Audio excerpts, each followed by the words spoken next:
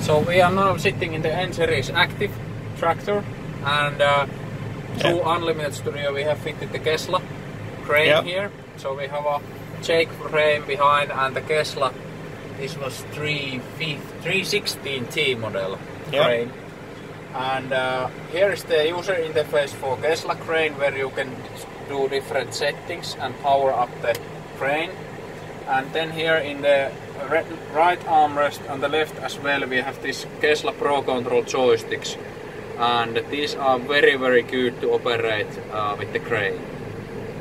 So to power up the crane, it's very easy. So power to the screens here, and then from the F4 here you can activate crane. So when the crane symbol is green here, then you know the crane is active. And now you can start, ready to go, and now you can start to operate with the crane. So basically pulling the right lever, you can lift it.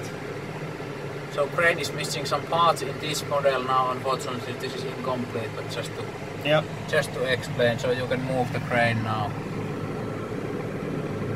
lower it. We have an extension, so with the left thumb you can use the extension as well.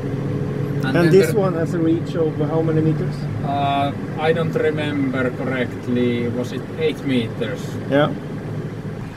And the tractor model here was an N100 and...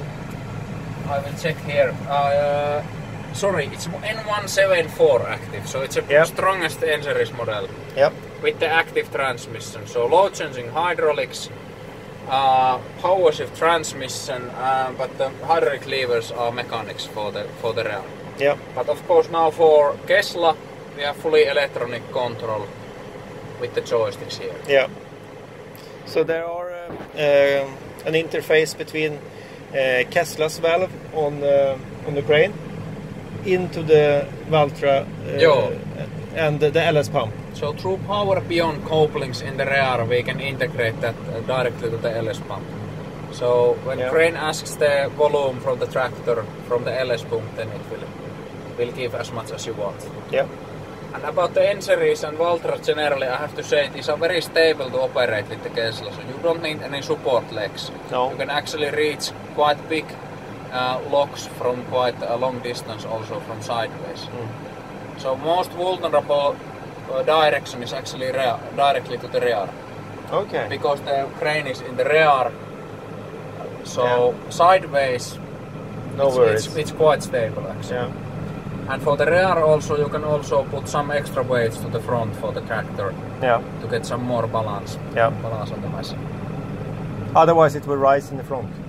Otherwise, if you reach along into the rear, front end will rise.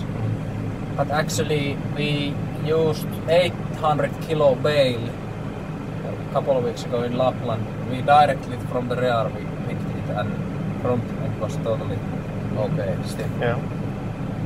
And this tractor will also have the forestry cabin. Forestry cabin, of course, and twin track here. So I'm sitting here now a little bit wrong, so I should turn the seat here now, and you will operate, of course, with the Kesla to the rear direction.